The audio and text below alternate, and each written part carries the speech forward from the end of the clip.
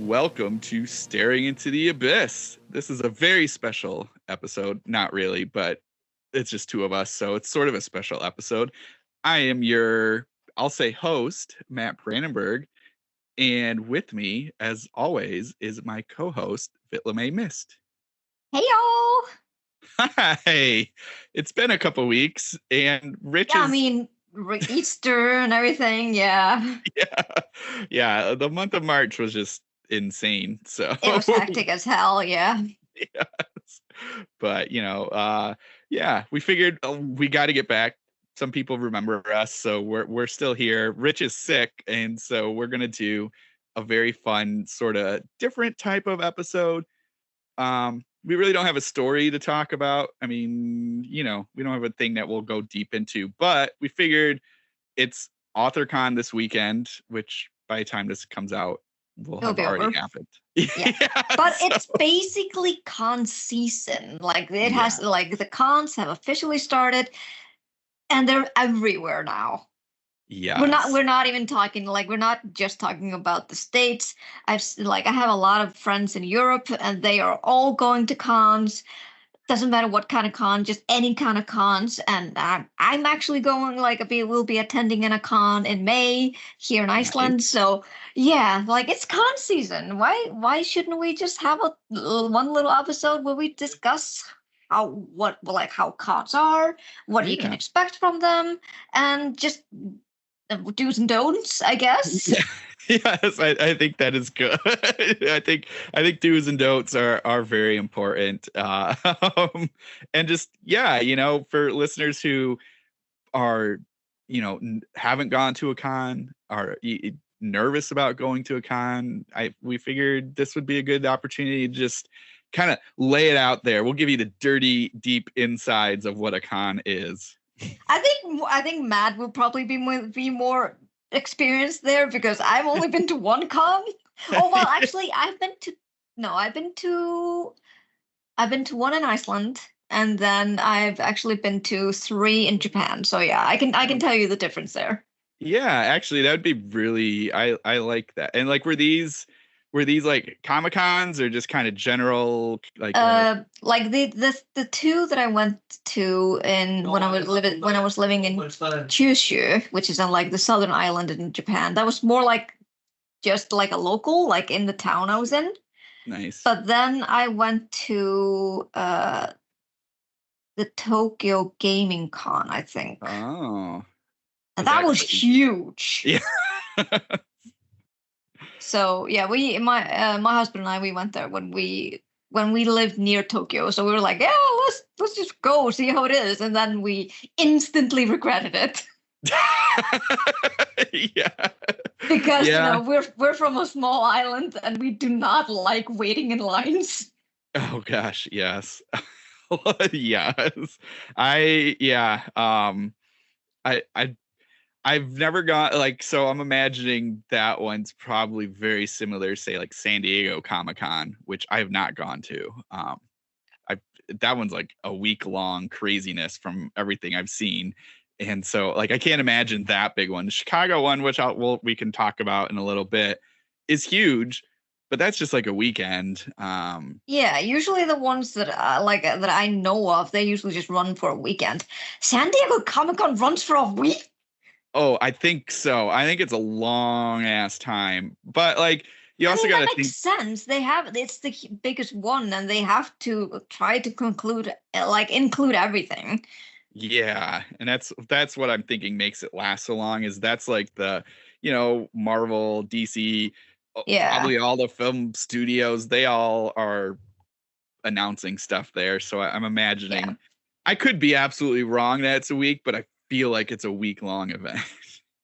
I mean, given how big it is, it makes perfect sense. Yeah. But I cannot imagine being in a con for a week. Oh no, I'm sure it's absolutely insane and probably makes everybody that's has a table or whatever just I'm sure it just melts their brain. Yeah. Yeah, so anyway, we're going to talk cons, But first, like we said, it's been a while, so maybe we should chat just a little bit about what we've been reading and or watching. Month March, and even now we're in April. Things are coming out, so maybe we've been watching or reading those things, so we can chat about those. Yeah.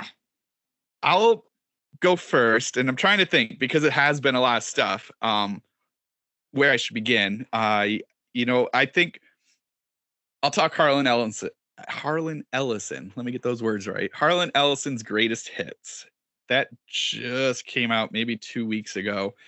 And I should ask first, Fitlame, have you read or heard of Harlan Ellison? Nope. Okay. He is a very he's a very interesting human. We'll put it that way. Okay. Intriguing already. Yeah, he can be very decisive. So people either love him or hate him, and it's fascinating. So anyway, Greatest Hits, it has like there's one, two, three. Yeah, I think there's like 3 different kind of forewords and introductions to this thing. Neil Gaiman, Cassandra Caw, and I can't think of the other guy's name who actually like kind of collected this. They all have intros before you even get to the stories. And all these intros are basically saying the guy was sort of problematic, but was also really good and complicated. So by all that, and they talk about it in this. So this is all stuff in the book, but like he walked with Martin Luther King Jr. in Selma. He is huge on censorship, like against censorship and against he's for writers getting paid. He had there was a situation I think in Utah, which always seems the stuff always happens in Utah, where I think they had a issue with paying workers, or it was copyright, or it was censorship. It was one of these things, but he had won an award in the state. Like there was a big con at the state, and he didn't want to go, but he won the award. So he like rented an RV, brought a bunch of gas, brought food, and basically paid literally nothing at this con. Like he didn't stay at the hotel. He didn't buy any food there because he didn't want to give them any money. It was like a big ordeal and big, thing. So he does these good things. And I believe, again, this is all just from reading this stuff, and I might not remember it correctly. I think he was huge and bringing women like up in the science fiction fantasy world. And he worked with a lot of writers and bringing them female writers and people of color and bringing them up. So all of that, however, he also is somewhat problematic in his writing. And there was a big kerfuffle. No, I'm not going to say kerfuffle. It was a big deal a couple of years ago where there was and I don't remember all of this, so I'm just going to paraphrase it.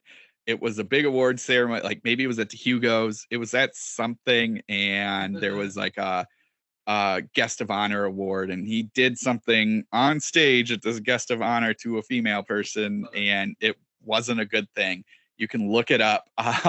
He sort of apologized, but then his apology kind of like backtracked and was talking about himself. So he's a very weird, he's very complicated, and so he's a huge personality, is this Harlan Ellison guy. Okay.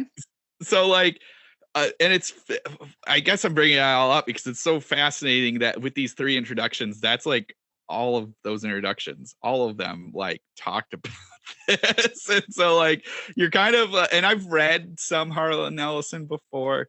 He did a couple Twilight Zone episodes, and then he's huge sci-fi fantasy kind of horror person. His stories are really good, and he does sort of at some points try to like satirize certain views in the sci-fi community about women and men and all this stuff, but then sometimes it kind of isn't, like sometimes he writes female characters in a not great light. So again, very complicated person. But the greatest hits, it's still worth checking out. He's still like one of those huge names. Just be aware, like some of his views and some of the things he's writing just might come across, or definitely come across, as like a wrong and wouldn't fit in. But yeah, his stories in there are great. He's got it. It is his greatest hits. It's a lot of really famous, popular stories of his. He does have a humorous side, which is actually really funny. There's a whole genie story, and it reminded me a bit of What We Do in the Shadows with the genie. Did you see that episode? No, Oh, I don't think so. Okay, so there's a really funny episode with the genie in that, and this story is really funny too. It's just this couple, they just got married, they buy this like lamp, and there's a whole silly scene regarding getting this lamp, and then there's a genie in it, and the genie is just this terrible evil genie, of course, and he's mad that he's been trapped in this thing for 10,000 years, so he does all this like crazy stuff to the house that this couple married that they're living in, and it's all over the top craziness. The floor is lava, there's frogs everywhere, he gives them boils, he kills them and brings them back to life, and like freezes them and brings snakes and spiders, all this just crazy stuff, and they can't give him a wish or anything like that, and he's just making their lives terrible. And so the husband is like, I can't deal with this anymore, I'm checking into an insane asylum because I'm crazy. So he does, and then his wife comes back like a couple days later and saves him and says everything's fine, the house is huge, and like they have servants, and they have all the things you imagine in a rich person's house. And it was just something as simple as, oh my gosh, I'm going to draw the blank on what the punchline is. It was like it was it was just something ridiculous where they like basically cleaned the lamp and like kind of set him free. I'm so sorry. Totally lost the blank. I lost the punchline, but it's hilarious. It's just a hilarious punchline that you're just like, oh my god, this is great. So like he's got the humorous stories, but then there's like his famous story, I have no mouth and I must scream, which is interesting regarding AI and computers and everything now. And he wrote this back in the 60s, I think, or 70s.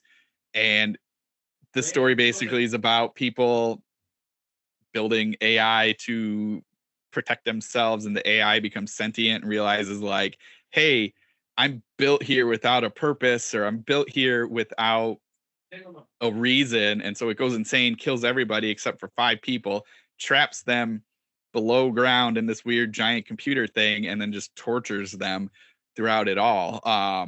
And it's a horrifying, just dark story, and it's great, but it is dark.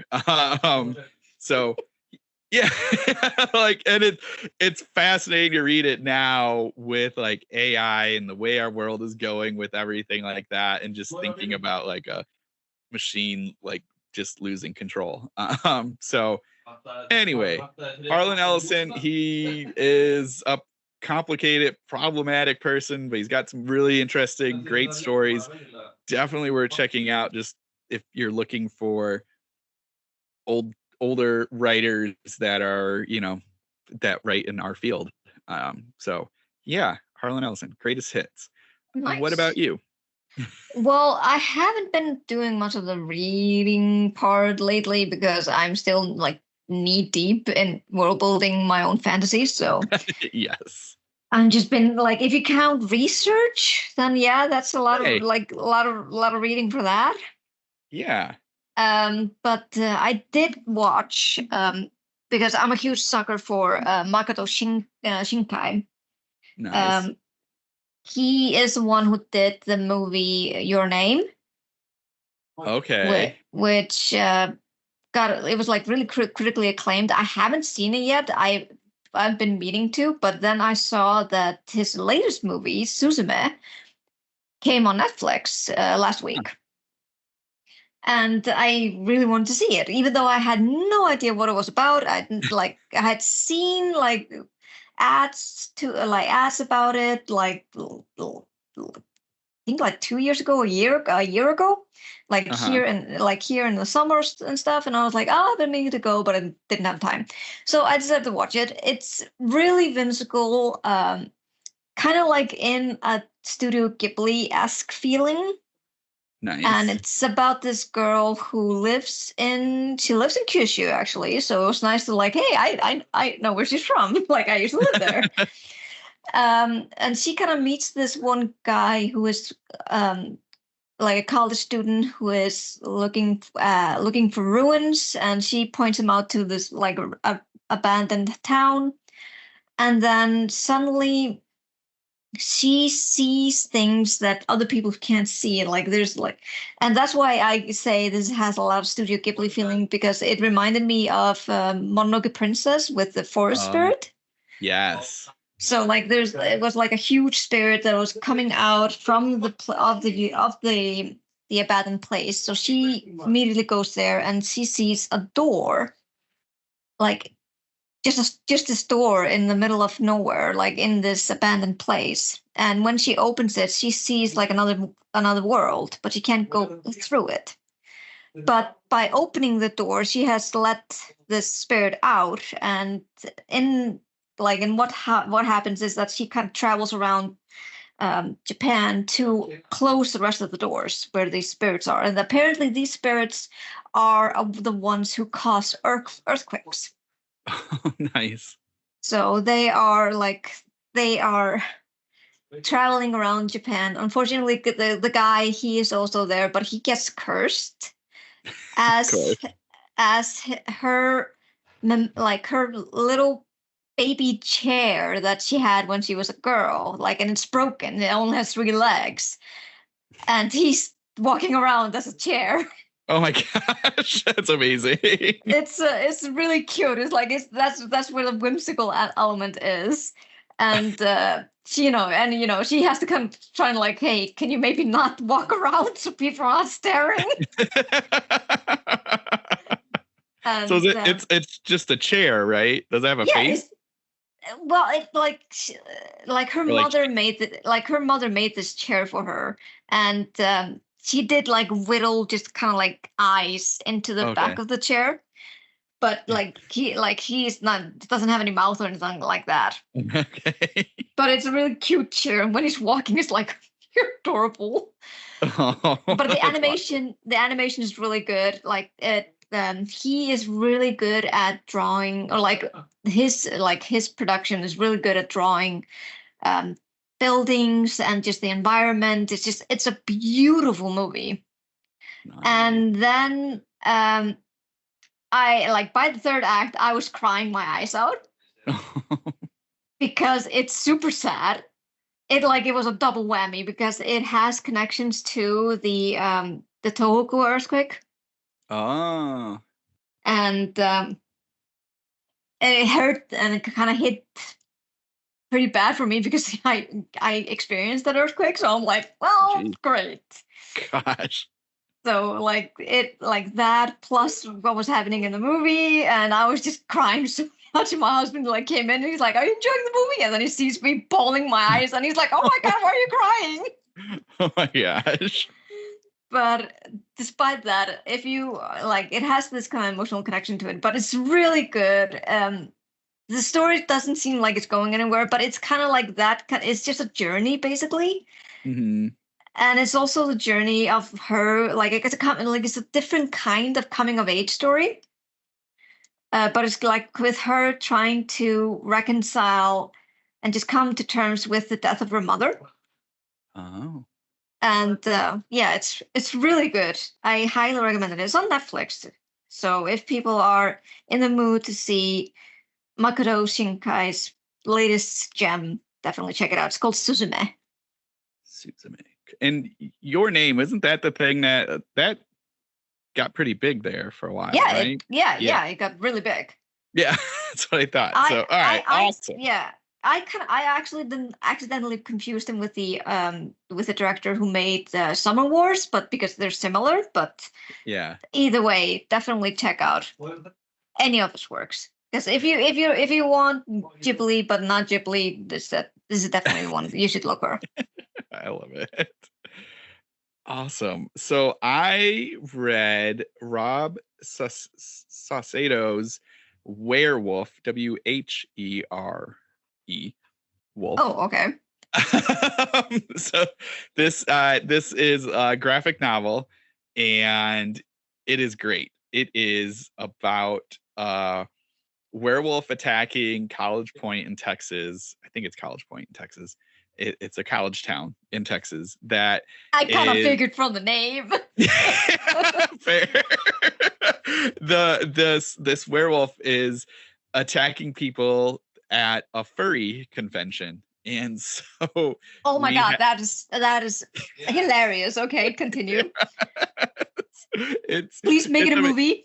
Yeah, they should. This is awesome. It follows kind of like a slacker 30-year-old reporter in this small town, and the reporter does like, fluff pieces, goes to like a cat show and talks about bake sales. And so he wants to, well, at first, like at the very beginning, he wants to move to Australia with his girlfriend because he thinks that this will change his life, and he's tired of doing these fluff pieces. And through various reasons, he ends up getting tied to this story because there's been wolf attacks. At first, we just think they're wolf attacks on people, and then he's working with the gruff reporter, sort of working with the gruff reporter on this, but then things happen and he becomes kind of the main lead. And he also meets this woman. She's going to college. She doesn't really know what she wants to do either, and she's just a spunky punk girl who's full on with this werewolf conspiracy, and is her following him around and helping him out. And it's just it's just craziness. At points, they gotta get costumes to fit into this furry convention, and there's just all this chat about what werewolves are and how they work, and just everything about it is hilarious. I was dying all the way through it, just cracking up, and it's great. It's so good. That sounds like right up my alley. Oh yeah, you would totally love it. The art style is amazing in it. It's got funny moments, a lot of funny moments in it, obviously, and then like the werewolf stuff is great in there, and just they things happen in this thing that is it's just hilarious, and it goes all over, and there's just a lot of stuff happening that is so much fun. And yeah, I was pleasantly surprised, and we'll be talking about Ghoulish. That's where actually he was. I was on a panel with him at Ghoulish, and I had to pick it up because it's great. It's a lot of fun for a werewolf thing. It would be an awesome movie. Did you see? I think it was Werewolves Within. I think that's on Shudder. No, because I don't have Shudder. Oh, that's right. You don't. I'm sorry.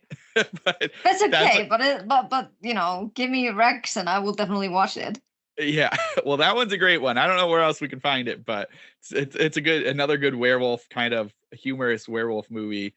And this I think I can remember from the poster. Like, doesn't it like at a bonfire or something? It's like it's kind of like not like an Airbnb, but like at a hotel. Like a motel, right? Yeah, and it's kind of because there's a werewolf game, where you're trying to figure out who the werewolf is. Yes. So it's that. It's them trying to figure it all out, who the werewolf is, and protect themselves and deal with werewolf antics. And so this is the same. This is not the same, but in that similar vein of them trying to figure out who the werewolf is, and it's not who you expect. And also just kind of this reporter's sometimes in the wrong place at the wrong time. And there's a really funny coroner who is just absolutely ridiculous. Seriously, it's so funny that every single corner has to have like this kind of dry black ass humor. Yeah. If it's not that, he's either eating in front of a body or something like that. And that happens. Yes. Right? See? It just has to. It's like this trope that you have to include. If there's a corner in this, you have to have him like this. And they talk about Bonus like points if he's a British guy. Yes, 100%. He's not British in this one, but he does all those things, and they talk about there's a coroner, kind of like a coroner Instagram where they show pictures of all the bodies they work on to help each other figure out, but it's just really funny. Um, there's just very fascinating discussions about the furry community, and I will say, if somebody's listening and they are a furry, they treat it with respect, and they're not making fun of the community. They do a really good job of showing it off, and just what an outsider's point of view would be on this, along with them being a werewolf and trying to figure out, like, can a werewolf make it through this this convention? So it's funny. It's really good, and I mean, just given how like there's this surge in monster romance books, then yeah, I think the furries don't have to worry about a thing. yeah, definitely. Oh my gosh. So yeah, werewolf. Definitely worth checking out. Rob Saucedo. I think it was Encyclopocalypse Press. I think they put it out. So look Oh, them up. cool. But yeah, a lot of fun. Definitely worth checking out. Nice. Anything on your Yes, I have started, and I think if Rich were here, he'd probably start with this too. I've been watching Fallout. Oh, yes, I'm sure he's finished it already. I haven't finished it. I'm on episode 6 right now, but you haven't started. I have not. I want to. It looks interesting, but I mean, given the fact that we've been getting so many good video game adaptations, I think it has to do with the success of it has to be adapted into a TV show. yeah. You can't do a good I can't remember any video game adaptation that was good as a movie. Yeah, I can't either. I mean, like, I don't know. Maybe no, I don't know. It because it's so hard, like because the video games in general, they're basically like books too, when you think Yeah, about it. It has a huge ass storytelling. It like has a vast world building and vast worlds yeah. and a lot of character development as you progress in the game. So you can't really cram all that up into one single movie. No. You have to be able to do it in like a TV show, and that's why we've been blessed to have really good video game adaptations. Like The Last of Us is really good, Yeah. and I really enjoy Twisted Metal. Twisted Metal of all games. It's a car game, for fuck's sake. But they did it really enjoyable, and they actually made me root for a fucking clown, Right? which is the bad guy. Yes. And then of course Arcane, like League of Legends, Yeah, and then we have now here we have Fallout, and it's really interesting. I have not played the games at all, I haven't either. so but my husband has. So when we started watching it, I actually just looked at him and was like, "You're gonna realize that I will be asking you shit ton of questions about what is this and what is that, and you have to be fucking prepared for this." Because he doesn't do this with me when we're watching anime, but I always tell him, like, if you have any questions, just ask, because I have questions, like we'll have most of the answers ready, Yeah. and I'm always happy to give you more insight into this fucking world that I'm in. Yes. So I was doing that, but at the same time I was enjoying every single bit of this. And I think it's not adapted from any game. It's basically just the world. Okay. It has like a story of its own. I think I don't think it's like any adaptation from any of the video games. Like it's not like with the plot or anything. Right. Um, Which I mean, I like that, because otherwise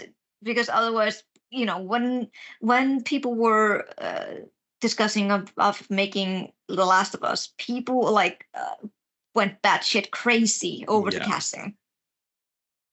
Yeah. So I think it was, if I'm correct, and people can, of course, correct me if I'm wrong, but if I am correct that this is just a standalone thing that is based off in the Fallout world, I think they did a good choice of that, because then that way you don't have angry video game nerds going online and saying, "Oh my God, this choice is so bad." Yeah. That's what I was thinking. It's a smart, safe way. Because I was thinking that for like Twisted Metal, I've only played the first couple of games of that, and like I don't remember much of a story, but I liked what they did in the show. So yeah, exactly. And I didn't see people getting up in arms on that one. I don't think. No, I don't. Well, at least, or maybe it just went unnoticed. I don't know. Yeah, yeah, I mean, it has good cast, so maybe not. yeah. But yeah, it doesn't matter. But this has really good cast though. Like the person who's playing the lead role, the Vault Dweller, Lucy, she's played by Ella. I can't remember her first name, but she is the one who voices Jinx in Arcane. Oh, really? Yeah. Crazy. And then we have Walton Goggins. Yeah. Why does he have that name? I'm sorry, Walton, but this is not really like a Hollywood name or anything like that. It feels made up. It feels made up as fuck, man. Like Goggins, really? And my husband, he actually just said, like, that name sounds like a fucking name from Ducksville. It's like he could be Gyro for all we know. That's amazing. But yeah, Walton Goggins is in this, and he plays the antagonist, the ghoul, and he's absolutely brilliant. Though I do enjoy the fact that he's usually always cast as either the villain or the douchebag. Yeah, cannot see him as a primary protagonist if you think about it. He just has that douchebag face. I'm sorry, Walton.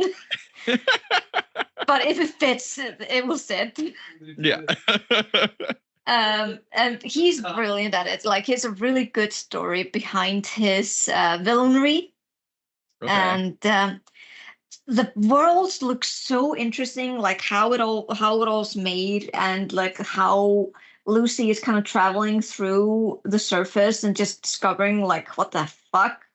Everything that I knew from the vault is so super fucking wrong. And it's so interesting to see it from her eyes, because she's still so super naive. Yeah. And just completely clueless and still fucking brainwashed. So what's the basic story of it? Does it follow like a basic apocalypse? Yeah, it does. Yes, actually, it does.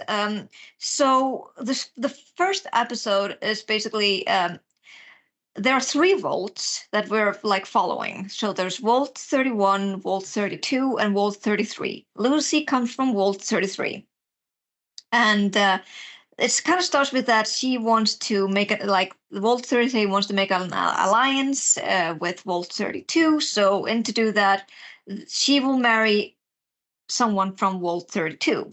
Crazy, right? Yeah. But then then they all meet and they have like the celebrations and everything. And then they discover that Vault 32 has been raided from outsiders. Okay. And those people that are celebrating with them are actually raiders. They're not the people from Vault 32. And they take her father, who is like the overseer of Vault 33. They take him away. And she kind of like takes it upon herself, because no one else in Vault 33 wants to do it. She takes it upon herself to go out to the surface to find him. Okay. And she leaves her little brother, Norm, back inside the walls to see, like, to take care of things there. And so she is kind of like embarking on a journey to find her father. And she kind of gets roped into what is happening up on the surface. She meets a man there. Did he have a name? I don't think a name. I just called him the professor, because he kind of looked like a professor or something like that. And he is apparently really, really important. And she is tasked with bringing him to the person who kidnapped her father so she can get her father back, because apparently like that person, the professor, is basically the one that will save the world. That's kind of like how they put it in the show. Okay. And everyone is after him. So the Walter Goggin, like the ghoul, he's there, and then there's like an organization called the Brotherhood that has the robots, like the Iron Man robots. I don't know what they're called, T60 or something like that. I don't know. And they are also after it, and then just a shit ton of people are after this command. So they're like it all leads them all together to knowing whatever happens. Yeah. But in between, this is why I'm finding it so engaging. In between, you get snippets of what happened before the bombings. Oh. So you're getting like snippets, especially from Walter Goggins' character's past, like, and what his purpose was in all of this.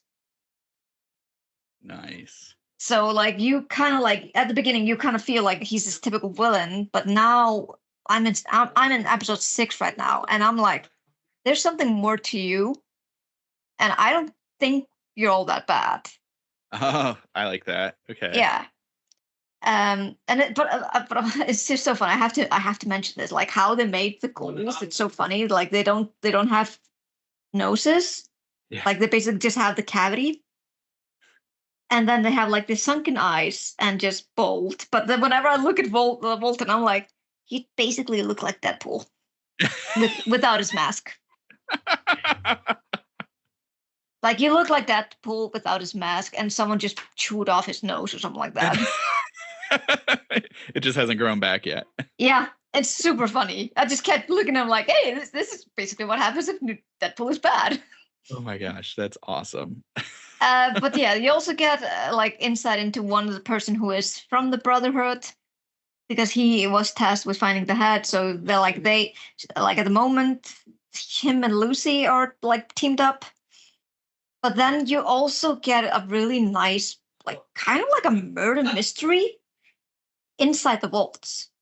Fine. Okay. So like Norm is kind of like her brother is kind of like trying to figure out why these raiders managed to go inside Vault 32, because you can't go inside unless someone lets you in.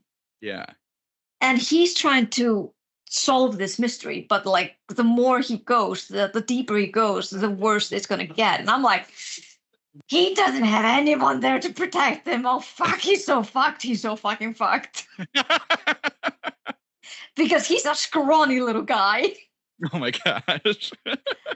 Like he just looked at him like, yeah, it's better that you go, Lucy. You're more capable than I am. I'm just the computer guy. And I'm like, yeah, you are. Just go there and just keep quiet. It's like you can do your snooping, but for fuck's sake, don't let anyone know what you're doing. And yeah, like I said, I'm in episode 6, and shit's about to hit the fan, and I'm like, fuck! I'm so dreading this. Amazing. So yeah, I definitely recommend Fallout. Okay, cool. Yeah, we're like in the middle of trying to figure out kind of what to watch next, so I'll put that on the list because yeah, it looked interesting, but I was trying to decide. I'm like, we're kind of in this run of post-apocalyptic stories, so I was a little on the fence. I'm like, do I need another one? But this, all right, you sold it. It has a doggo too. Yes. All right, I'm in. Yeah, but thankfully nothing happens to the doggo, at least That's so good. far. Otherwise, Yeah. I probably wouldn't be watching it. Yeah, that'd be a bit rough. I think that was a good run. Let's maybe do a little con talk. Yeah. So, I think just to start out, like you had started talking about like the different cons that you had been to. I have gone to 1, 2, 3 Stoker cons. I've gone to Ghoulish a couple of times. I did Bizarro Con. I'm doing Void Con this year. So, and then plus a gajillion Comic Cons. And so like, that's kind of just to give people backstory on that. So I've seen it all, or at least majority of the things. Obviously, there's like you said, a million more. That this is the season for them, and there's new ones starting, and they go from everything to, like we said, San Diego Comic-Con, maybe a week. From that all the way up to I went to Scarelastic, which was just like a 6-hour event at a bar, or at a brewery. So like it cons can kind of be from everything, and there's a lot that happens at these things. There's panels, there's readings, there's usually like a vendor room kind of situation, and hangouts. There's a bit of everything at all of these film fest sort of situations. So it could definitely be overwhelming and maybe a little complicated to figure out and or what to do, from either being a writer, a reader, for Comic-Con wise, an artist or movie maker, so there's a lot of different avenues to, or publisher, I should say, in there too. A lot of different like ways you can look at a con. So I think it's a good topic to discuss. Yeah. So I can definitely just ramble, but if you had any questions that you had, or any things you wanted to talk about first, we can jump into that. I mean, I have you've been on a couple of panels, haven't you? Yes. Okay. I've only been like I said, I haven't been on many. I've only been on one. So maybe we could start by there. Yeah. So panels are interesting to be on and or to see. The topics vary, and depending on the con you're at, like they're gonna be very different. Like StokerCon panels are a little, not always, but a little bit more serious as opposed to, say, Ghoulish or BizarroCon. So like you're already in what, like, are they talking about like serious topics, or? Yeah, both from topics and guests, and who's on the panel, and or the audience. So like, StokerCon panels are gonna be like from basic, like, how do you write horror, to podcasts. That's the one I've been on, to talking about different genres or dealing with trauma and horror. So like StokerCon kind of deals a little bit more serious. Now they do have some fun ones in there. I did witness like writing. They did a Bizarro kind of one at the last Stoker I went to this past June, and that was a little bit more funny to watch. All the way up to like BizarroCon and Ghoulish. Like Ghoulish, there's a wrestling panel this year about like really? wrestlers. Yes. Or last year it was what horror author could beat up what other horror authors. So it was like Edgar Allan Poe versus. Oh my god! Yes. So like those are fun. Yeah. So like but that. Are those more interactive with the panel goers? Yes, and that's a good point. So like from like a participant, so not a panelist, but a participant perspective, you're gonna I go in there for whatever panel you go into, kind of just be ready, either with questions or not with questions. You like, and again, those silly ones, they're gonna want participation, they're gonna want more fun stuff, they're gonna want you to come up and ask a question or put a comment in it, and they'll probably say it. So usually there's a moderator, and the moderator is going to kind of give you the gist of what's happening, and they're the kind of leading it, and then the panelists are going to answer questions either from the moderator or they are the ones that are kind of important when it comes to panels, right? Like yes. you have to have a good moderator. Yes, and that's great advice for panelists, and if you want to be a moderator, because like most of the time you're gonna see when you sign up for an event, if I'm going to StokerCon, if I'm going to Ghoulish, if I'm going to AuthorCon, like they're probably gonna send a survey. I know I've received a survey for every con I've gone to asking if you want to be a moderator or a panelist or not. So like if you're listening and you are thinking about being a moderator, like best advice is prepare questions, probably reach out to your panelists before. You'll get the list they usually, especially if you're participating, they're going to give you a list of like, here's your panel and here's your people. And hopefully they give you email addresses. So like if you're prepping for moderating, that would be my biggest suggestion is have questions, like reach out to your people beforehand so you have an idea, because I've sat through and been on panels that have done neither of those, and it kind of starts floundering and it starts to lose focus. So like that is like, I think the best advice is prepare for that, figure out your people, and also kind of control, because I've been on many a panel or witnessed many a panel where a panelist sort of takes over, and that's fine. Doesn't let others get their say. Exactly. Either doesn't let other people get their say or just spends entire time talking about themselves. And that can get tiring, especially like unless there's a certain panels that you really want to listen to. Otherwise, you're like, why am I sitting here listening to this person just talk about themselves for an hour? So as a moderator, be prepared for that. Help to take control over that. Yeah, it's also good to send those questions also to the participants. Yes, exactly. Because that helps. So that helps.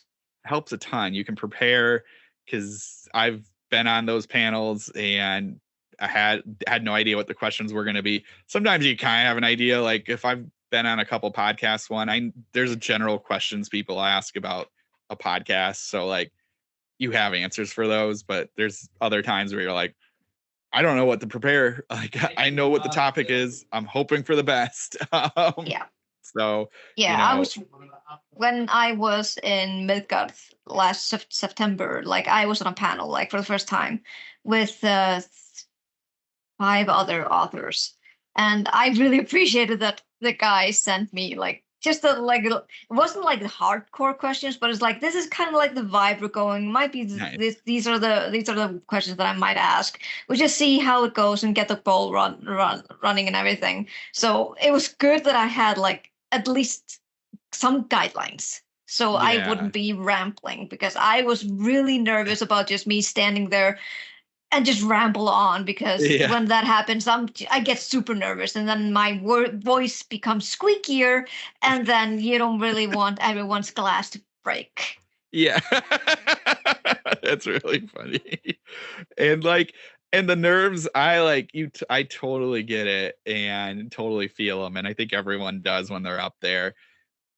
I in my work life used to do video and used to record people like having to talk on camera, and they would have a script. They would write down a script and everything like that, and then they would read it. And the one thing I learned from doing this for a couple of years is, as a viewer, and so this is where I'm going with the panelists, as a listener to this panel, I don't know what your script is. I don't know what your, if you have a certain talking points where like, I have to hit these points when I'm on the panel. As a listener to that, they don't know. So like prepare, I think, is important. Prepare for what you're going to say, but like, you can get stuck in your head if you're thinking, I gotta hit these certain things and I gotta say a certain way. And that's where and nerves come from everything. So I'm not gonna say that, but the one advice I've learned from doing videos on these for years is like, as long as you kind of hit what you're trying to say, and as long as you just say something along the answer to that question, you're going to sound a lot better than you think in your head. I promise. Yes, because I don't know what you're trying to say. Like, I don't know what you planned in your head, and I didn't read the script or whatever it may be. All I'm hearing is you that I really want to listen to answer a question, and it sounds great. So I think that, think of that, because I've seen that and I've been that way too, where I'm like in my head before a panel, I'm like, oh, I gotta say this, this, and this. And then I get up there and then I get nervous and I forget it. But like, I promise, I don't know what you're trying to say. So you're good. Yeah, exactly. I think it's also really important to remember, if you're a participant, to also be aware of reading the room.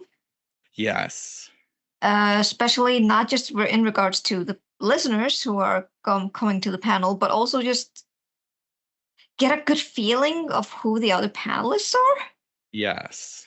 because nothing is worse than going to look a panel and you're like in like you as yourself, you may be the goofy type, Yeah. but then suddenly you realize that the other panelists are super serious. Yes. So you can really kill the vibe if you are just continuing on with your goofiness. Yes.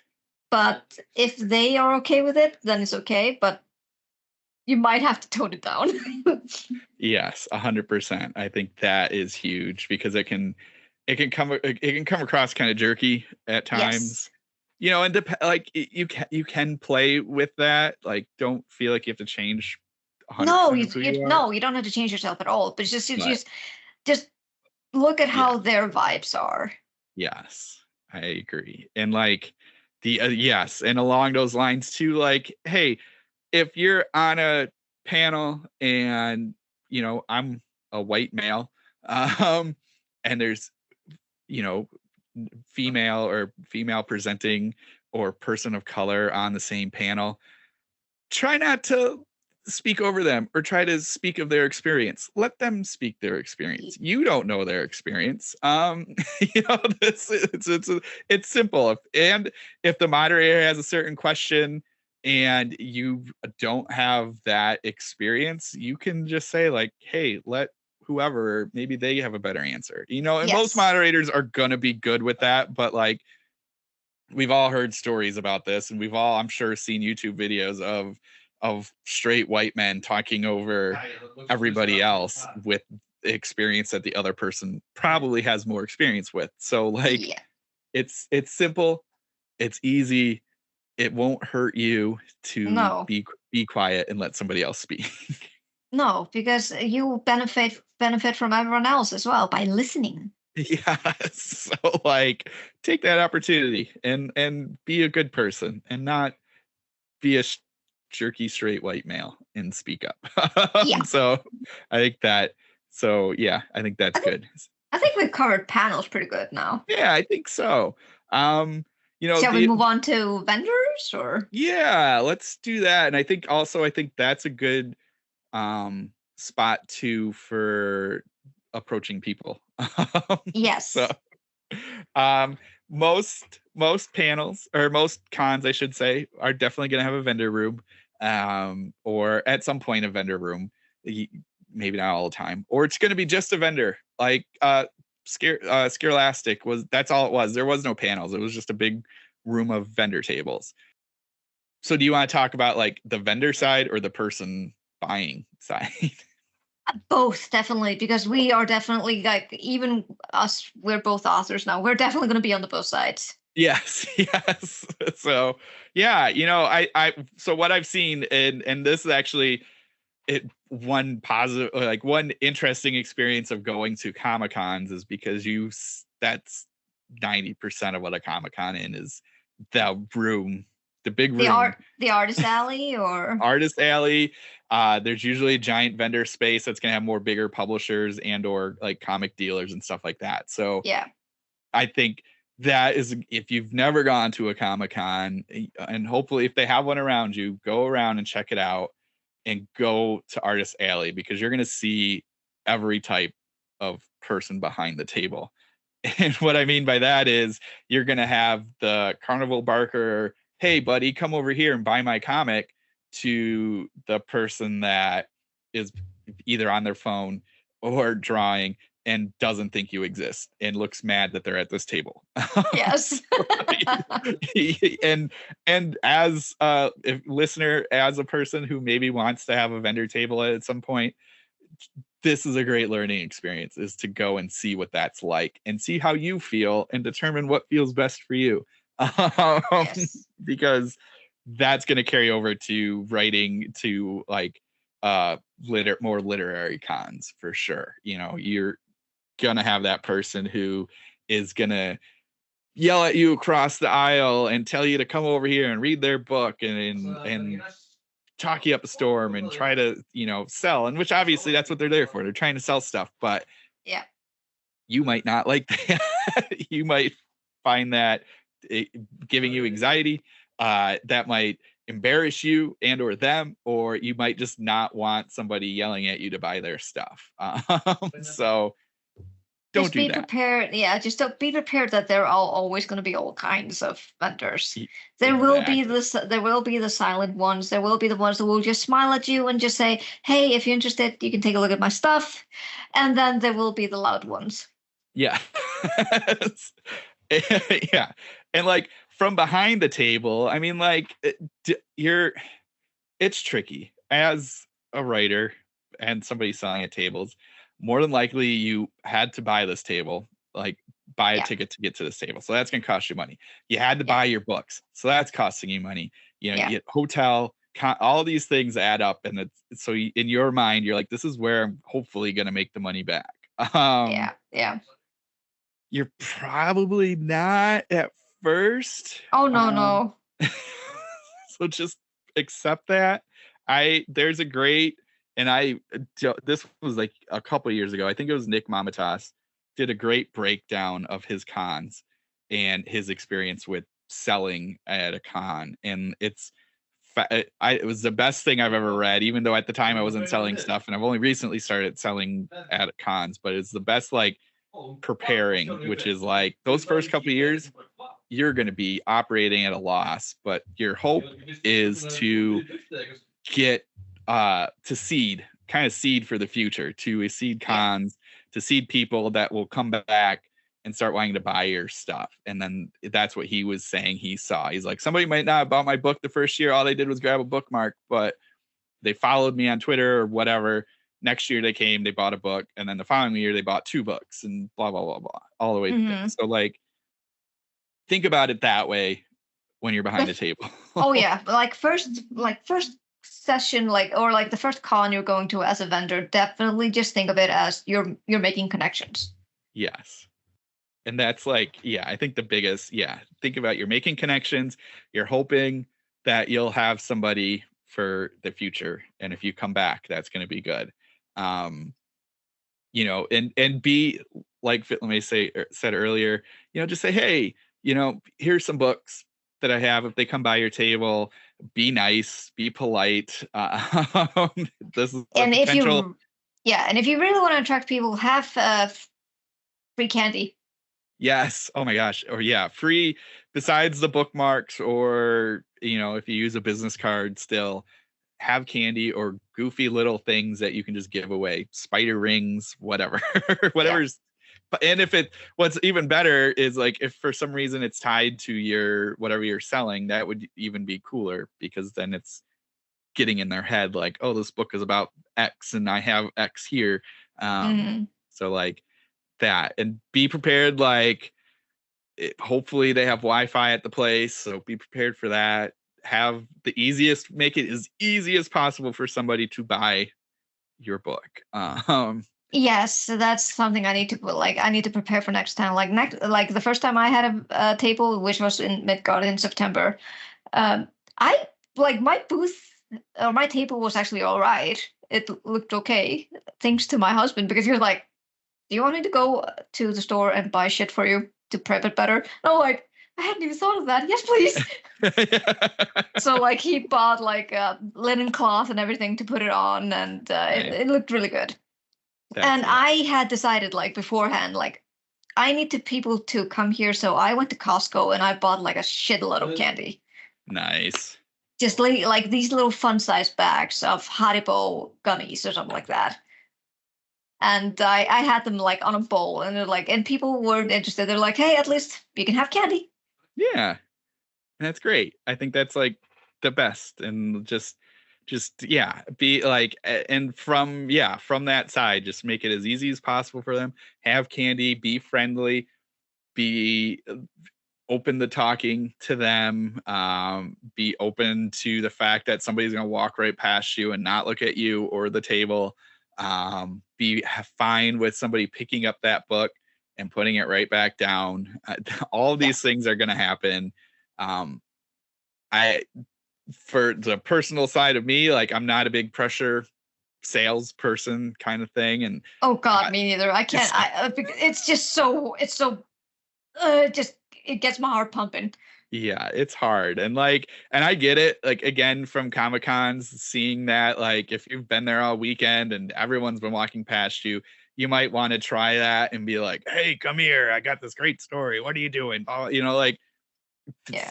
give it a whirl. But I don't know how many people like that and respond well to that. So that's just, No, again, this has also to do with like reading the room yeah, because like a lot of these people are maybe not that good at maybe communications. I'm yeah. not, and this is like it depends on the person, of course. But if I were walking and someone just suddenly shouted in my ear, "Come and take a look at this," I'd be running in the next aisle.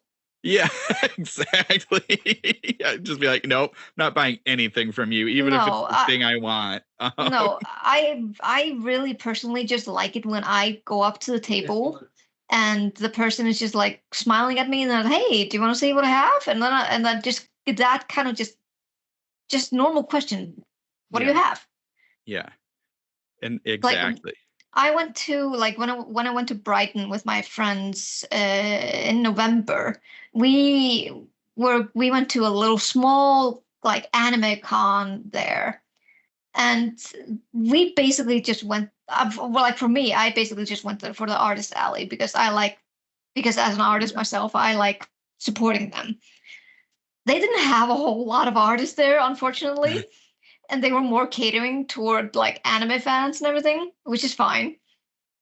But Yeah. there was this one table there who was selling her own just like graphic novel, like, and it was like built on her whole world, but it was also kind of D&D related. Okay. And I immediately just was drawn to that table because I was like, this is original. This is like she has a lot of stuff. She had a really nice game like in on the table where like, hey, you roll this D20 and whatever you get a prize. Oh, that's cool. So you had to pay maybe I think it was like £5 or something like that, and no matter what, you always got something from it. And she Nice. had like a lot of like little cute like stickers or postcards with like characters that she had created herself, like from the world and from the stories that she's writing. I like that. That's a smart It idea. was it's a really smart idea. And like on the back of the cards you got like a little snippet of the lore of of that character. And I was like, this is amazing. This is awesome. And Yeah. I just kind of hung there with her and we were just chatting. And then I just told her, like, I really hope that you get more traction here because your stuff is amazing. Yeah. It's much better than all the anime stuff that I see that is completely it's all the same fucking thing. Well, and And that's smart too, like you said, with the postcards and having a bit of, whatever on the back, the backstory or anything. Again, that's seeding the thought that maybe yeah. next time you go or whoever goes, they're going to be like, oh, I really do want to read this, or I'm going to go on the website and pick it up. So Yeah, I mean, I that worked for me because I like at first I did the game and I got a few postcards and then we just did like a walk around the con and then before we left I actually went back to a booth and I'm like, I'm buying all your comics see, that's awesome. because I was like, this story is like is really interesting and I just want to know more, so I'm gonna support you. And she's like, oh my god, thank you. um, it's awesome, and I'm gonna pivot a little because I think that's a great kind of topic too for cons is, and bringing up reading the room is determining like where to go as a person selling. Um, and what I mean by that is like what type of con it is. Obviously, there's all kinds. We've been talking about all kinds: anime, Comic Hmm. Con, literary cons, and stuff like that. And it's, I think that is an important kind of thought process that maybe doesn't always come through either. And that is like, who's your audience and who are you trying to reach out to? Like I'm personally probably not going to sell, like we have like 2 or 3 anime cons that come through Kalamazoo every year, and it's crazy downtown. I mean, like the whole town gets all you see are people in cosplay. Cosplay. And yeah, which is really neat, but like that's not my audience. I'm pretty positive. Maybe I'll Yeah. try it once and see, but that's kind of that reading the room situation of like, if I go to sell something or put up a table for my books, like prepare for the fact that like if I'm just testing things out, like might not work again, and you might have just blown however much the table is and stuff like that. So kind of preparing for that aspect. And the reason I kind of bring it up is because like I think about Comic Cons, like we have a Grand Rapids Comic Con here, and then obviously Detroit and Chicago, they have a lot of Comic Cons that are close enough where it'd be like, oh, that'd be cool to go to. And like the Chicago one, C2E2, actually, Chicago's HWA, they were there last year and they're there this year. And from what I gather, it's does pretty well. And so like just kind of thinking about it that way, because I know I brought up Comic Cons and we're bringing up anime cons, so like thinking about where to go for that. And I've heard other things where like somebody goes and they set up a booth and like it's clearly not totally the con that's for that book, but like somebody's going to drag somebody to this thing, and exactly and they might come and buy your book. So just like I also appreciate like you take the risk as well. Yeah. Because like if you are the one not having the same kind of stuff that is in all the other booths, it's definitely gonna attract attention. Yeah. It's gonna stand out. It's gonna stand out, and it's gonna do that in a good way. Like, for example, this person's booth stood out to me because everything else was just selling the same, Demon Slayer, One Piece, stuff like that. That I was like, this is saturated. This is just the thing that is trendy right now. To be honest, they're not that really good. Or like it wasn't like my demographic. So like immediately when I saw hers, I was like, or like theirs. Because he was they're not non-binary. I was just immediately attracted to their booth. I'm like, yep, this is my kind of stuff. Yeah, and that's that. And talking to Alex Ebenstein, who did Rawhead Rex and Melonhead and Corvus, all those books. He's close, so we've talked about things, and he's got a friend who does all these cons. And that person, their trick, so this is a little hint for people, their trick was they kind of wrote different books to fit different genres. They could fit in anywhere. Now it sounds like this person's kind of on the con circuit, because I know what we've been talking about has been very specific to kind of these things, but obviously in your area, in anyone's area listening, like there's other types of conventions or craft fairs or whatever like that. So that's like a whole other world that we don't need to get into. But like this person, Alex's friend, like has books in all these different genres, and they do a great job at all of these different ones because they can bring in the romance, the sci-fi, the horror, the funny, mystery. And so like, I don't know if that's your bag and what you're thinking of is like, I'm going to go to every con and I'm going to sell, this is how I'm going to reach people and sell books, then there's a huge suggestion for that, is to write outside of, I mean, mostly I'm guessing our horror listeners here, but like right outside of your genre, and then just sell all of your sell everything. So we don't need to get into too details about that, but just thinking about that specifically for more Comic-Con things, think about what type of con it is. Some are going to be more focused on anime. Some will be more superhero focused. Some will be everything. C2E2, San Diego Comic-Con, like they're covering every field, so you probably could get away with a horror thing, but just anyway, something to think about on that side of things. As like, if you're just there, say you're a writer and you're just there at StokerCon, meeting people, like be respectful of their I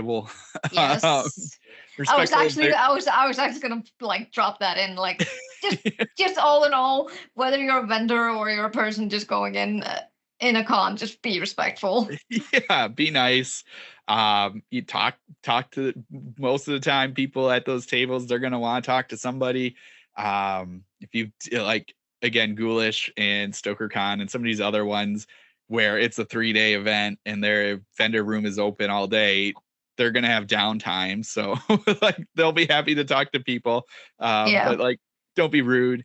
Don't linger. Don't linger unless like you're having a good discussion. Yes. Like don't block their table. Yes. Don't do that. It's not. It's uncomfortable for both teams. Yes, and like they'll be around, which I think is actually a good topic next. Is just talking to people, like especially if you go to StokerCon, there's going to be a lot of writers there and a lot of bigger names most of the time that you're gonna be really excited about. Be respectful. Yes. And like they might not want to talk to a lot of people. They might be overwhelmed. You might be overwhelmed. It's a lot when you go to those things. There's a lot of people there. It can be very anxiety inducing. So like understand if you go you see some random person that you really want to talk to standing there by themselves, there's probably a good reason for that. So give them a space. Yeah. But like from all the cons I've gone to literary wise, I mean, most people are excited to talk to either readers or fellow writers. They might know who you are and they might be really excited to talk to you. So that's cool, and do that. And like, this is the one other part where we've shown on this show. One, I'm terrible at promoting myself, and I think that's the biggest thing is like, and that's leading to like, hey, there's going to be publishers at these events. They're going to be excited to talk to you, but like, hey, treat them as a real person and not like a stepping stone or like as a place to sell your book. Yes. They might want it. StokerCon, I know they have a pitch event, so that might be the time to do the pitch event. I think they have it. Do they have it at AuthorCon too? No. I don't know. They might. I mean, like, and there's nothing wrong with the elevator pitch and chatting somebody. A lot of times the question gets asked a lot. What are you working on? Oh gosh. What's your book about? I'm like, what's your book about? You might ask it. They might ask you. Hopefully try to have an answer. But if you don't, just be like, hey, I'm not working on something, or I'm working on something silly, and just, but like, don't go up. It's okay. It's okay to do something vague. Yeah. Do something vague. I personally think it's okay to not go up to a publisher and just be like, hey, I'm working on this book. You should really like it. Like, somebody might do that, and hey, might work. But I feel like, again, that goes back to the dude at the table yelling at you to buy their books. And yeah, it's basically the same. I think there's a, let's say maybe smarter way probably to do that. And that's have a conversation at first and get to know the person. And then maybe put the sale in or put a seed of a sale in there. But like, unless it's a pitch event, I just feel like, and again, I could be completely wrong. That could be I think you're completely correct. I think this is something you should not do, because you should not be looking at them as based like products, or like you said, stepping stones. These are people too. They have lives outside of their fields. So I mean, and also if you are thinking of like doing something like that, I hate saying this, but do your research then. It's like, not just approach any publisher and be like, hey, I have this cosmic horror story that you're gonna love, and they like are more into like speculative fiction or something like that. Like, a good example, and I'm sure Matt probably doesn't remember this. So Tenebrous Press last year at Ghoulish, his table was near my friend's table, and so all of us were kind of talking and hanging out, and Matt had asked, hey, that question I just said, what are you working on? And I know what Tenebrous Press puts out. I knew my story wasn't going to work for them, but it was still funny to be like, yeah, I'm working on this goofy story about a guy that shoots chocolate out of a squirt gun and blah, blah, blah, blah. And like, that's, again, knowing your audience, like, it was a great chance to just chat and have fun. But like, I wasn't looking at Matt or seeing this as an opportunity to be like, hey, I'm going to sell this book to him, because I knew the audience. Exactly. It's so like, I think though that Matt had a blast hearing this.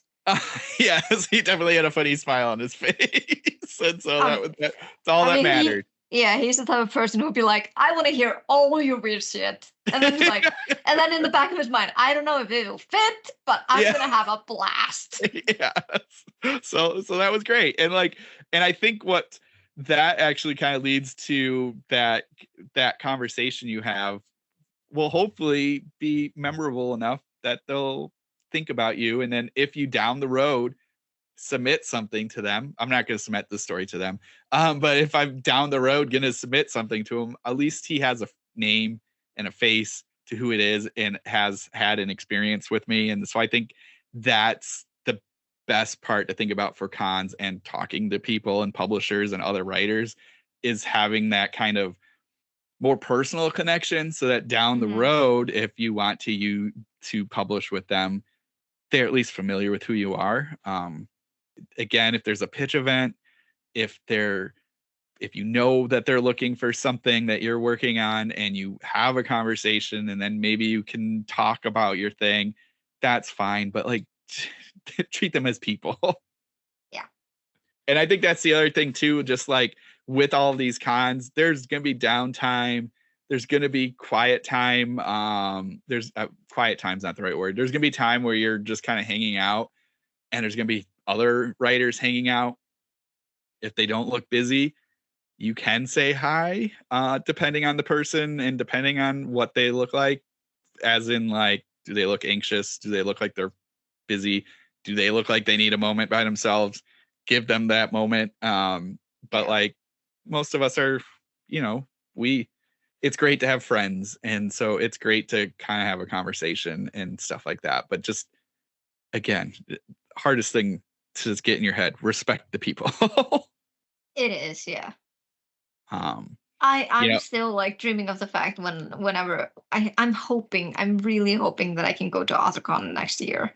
Yeah, it's not like definite, but it will be awesome. But the thing is, with everything, every price getting higher and higher, it's getting a little bit difficult. But yeah, but it's like for me, because I'm like going really far away. And it's like same with Gemma Amor, like she's traveling all the way from Britain. Yeah. So I'm like, if she can do it, then maybe I can too at some point. Yeah. And I think and that's, exactly, for anyone. I mean, I think it's important, and that's kind of where I'm at right now, is trying out the different cons, seeing what works better or what fits what I like. I've done the StokerCon thing, and it's great. It's really, it's interesting. It's a good one. But that one's probably the most like professionally kind of one, where you're like, you kind of want to be in your best behavior, at least a little bit. Yeah. Just because there are so many publishers do go to that, and agents go to that, and it's attracting more of the, I don't know, higher name people. And so like, it's a good one to go to, but also like, you kind of feel like you have to be on all the time. And just my own personal opinion, and this is for nobody else can listen, has to agree with this opinion, but like, it feels a little bit more schmoozy than my style. It's definitely worth checking out, but like, just be prepared. It's going to be a lot of people that I just talked about. You should not be. But there's going to be a lot of great people there too. I have fun every time I'm at StokerCon, but I'm also like, you also have to just be prepared. Like, you're going to see a lot of other people there that are really like, this is my chance to do whatever. And like, it can be a lot. So anyway, like, I've done that. So now I'm trying different ones, and I can't imagine like the big travel like that is tough, because you're like, you got to make that choice of like, do I go to AuthorCon? Do I go to StokerCon? Do I go to whatever? And like, this is it for me. I mean, isn't AuthorCon, it's usually at the same place, right? I believe it is always at the same place. So. Yeah, but like that's the thing. Like with StokerCon, it's getting more like you have to know in advance where it's going to be held. I mean, isn't it like this year they're in San Diego? Yeah, they're in San Diego this year. Last year it was Pittsburgh. Yeah. They did Denver. So like, what I've heard is they're trying to do both, trying to move it around to get everybody. So I don't. I've heard rumors of where it's going to be at next year, but nobody knows for sure. They usually announce it right at the end of StokerCon. So Yeah. and like so yeah, that one, I think that's the big one that moves. I think all the other cons are kind of at the same spot every year. Soulless is always in Texas, right? Yeah, that one's always in Texas. Bizarro is always going to be kind of West Coast, North Pacific Northwest area. I think AuthorCon's always going to be in, I think, Virginia. I think that's where it's at. Merrimack, that one's always going to be in Merrimack or Haverhill. So like, I think Stoker's the only one that really kind of moves. I feel like Scares That Care, they've tried to do like, I don't want to say satellite, but try to have done different ones. So like it's in the same spot, but it's always in two different spots. But I think Scares That Care is tied to AuthorCon. I don't know. It is tied to AuthorCon because it's like a nonprofit thing. Yeah. So like, yeah, I think that, but like just for somebody like testing them out, I think is great to see what you like and who's there and what fits like what you like. Ghoulish. Sorry, you can go on. Yeah, no, I'm just going to say, it's also just okay to test the waters with smaller ones. Yeah, exactly. Like Scarelastic was a great test. That's in Indiana, so I know that, and it's sort of outside of Indianapolis, so they have a big airport that you can get to. But like, anyway, that one was cool, and it's like a day, just one day, 6 or 7 hours. And that one was a blast. And that was definitely like, from what I hear from the author side, writer side, it's a huge like win. Now that one's like an invite only thing. So it could be, there could be more information on that, but from what I've gathered, it's like they invite people. And so like, as a writer, you might not get to be there to sell a table, but like, it's still cool if you're in the area to go check it out. Because they got a lot of huge names and they got a lot of people there, and the place is an awesome place. That Haverhill Merrimack Halloween one sounds really awesome. One day I'm going to go to that. I think Rich goes to that one, and he really likes that too. So yeah, I think the day ones are great to check out. They're probably going to be in a little more of a trickier spot to get to, but like you said, it's a great spot to test the water and see if you like these kind of things. It's always good to maybe go to a smaller one to see it, like if you want to be a vendor, if this is the thing that you want to do.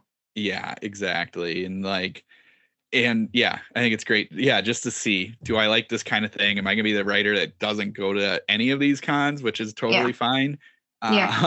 Maybe they're not in your area and you just can't go. That's fine too. You can always try to work on setting up your own. Yeah, exactly. Because during like at the end of things, this will be an overwhelming like experience. Yeah. And it's really just up to you how you're gonna uphold to it. Yeah, exactly. I mean, like at all these cons, I've hung out with people who've been like out from the morning to the night. That's what they do. They go and they're out all the time. And so that's how they do it. Other people I've seen, like, they go, they're in their hotel room or in the town, and then they come for just a little bit, and then they go back to their hotel in town. Like, so it really just depends on you and what works best for you. Because yeah, it's a lot of peopling, and we're all writers. We don't always want to be around people all the time. So sometimes we just have to go back to the hotel room and write. Exactly. You do.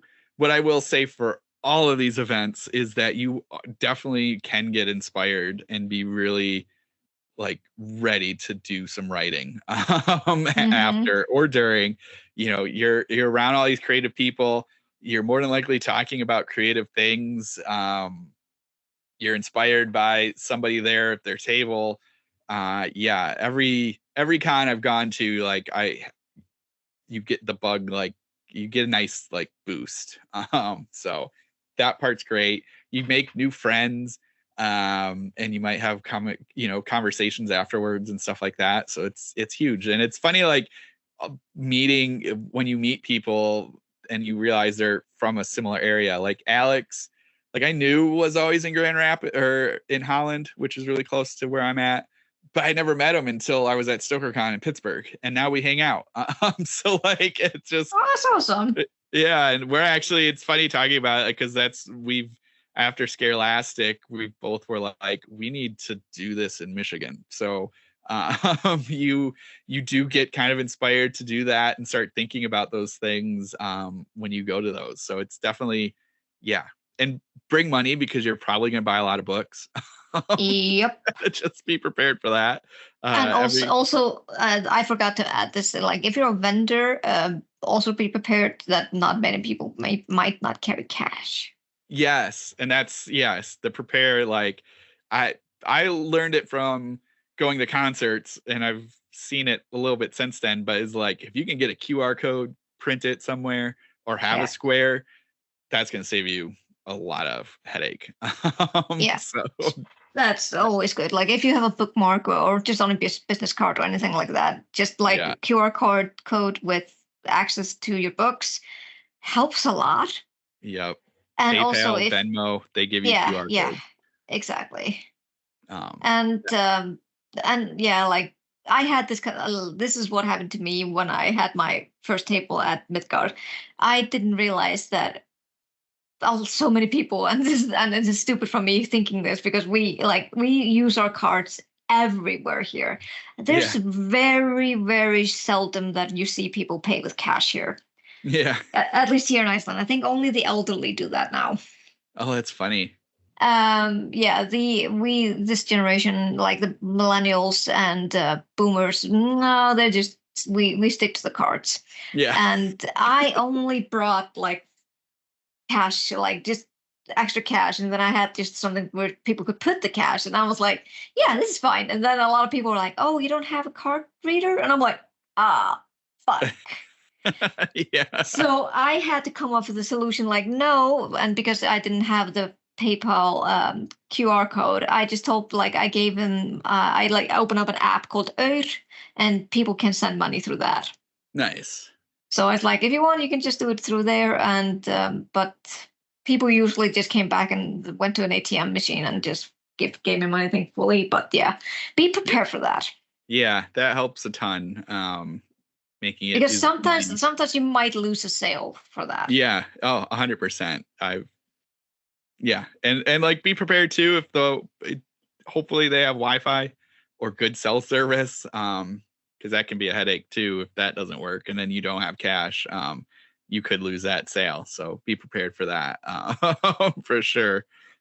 Drink lots of water when you're there. Make sure you eat. Exactly. Hydrate. It can be a lot, and you can easily forget to do those things, and then you will either get hangry or dehydrated. So and go to the bathroom, for fuck's sake. Oh yeah, definitely use the bathroom. Don't get caught with a UTI. It's the worst.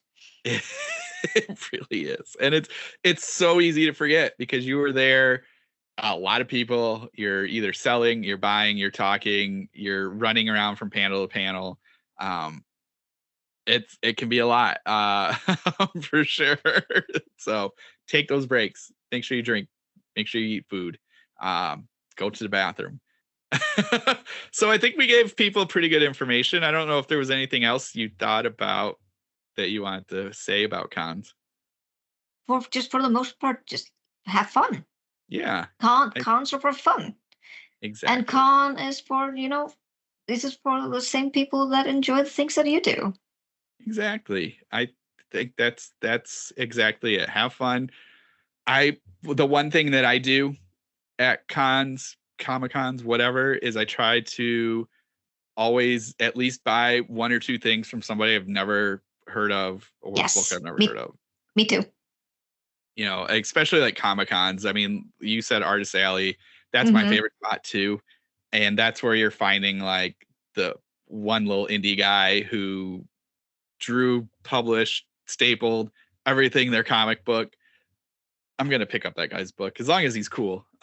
As long as they're not like yelling at me from across the alley. But like,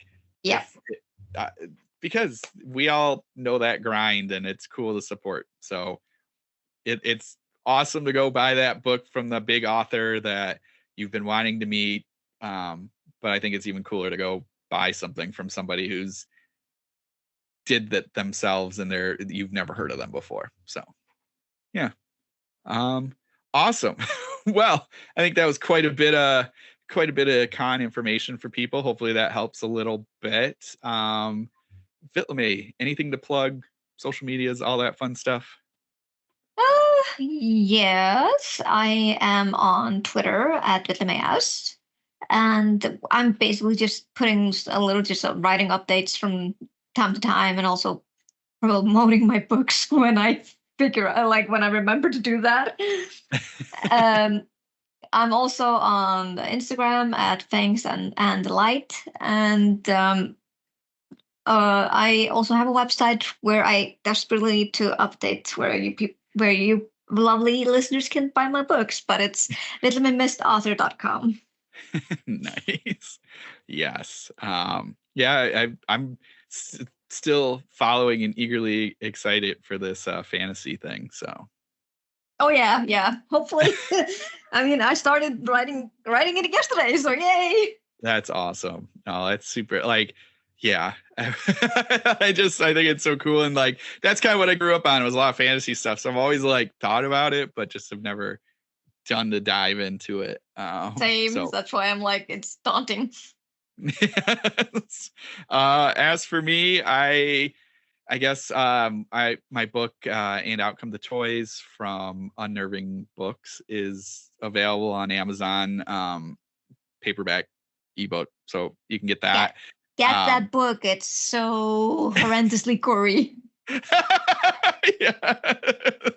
And I thought it was funny is like I thought it was gory like when I wrote it, and then when I got feedback from Unnerving, it was like make it gorier. So I was like, okay. So like you just ask me what? Yes. Just put more blood in it. I'm like, all right, I guess I can do that. Let's see where you did that with like the most horrendous outcome ever. It was magnificent. I was laughing and I was cringing and laughing the entire time. Oh, thank you. I am also on Twitter at BrandenburgDM, and I have a website, matt-brandenburg, I think.com. So yeah, all those places. Staring into the Abyss has a Twitter account that is finally back to being active at Into Staring, and I think there are other places it might be at, but I don't really remember. So just that's good enough for me. Thank you, everybody, and keep staring.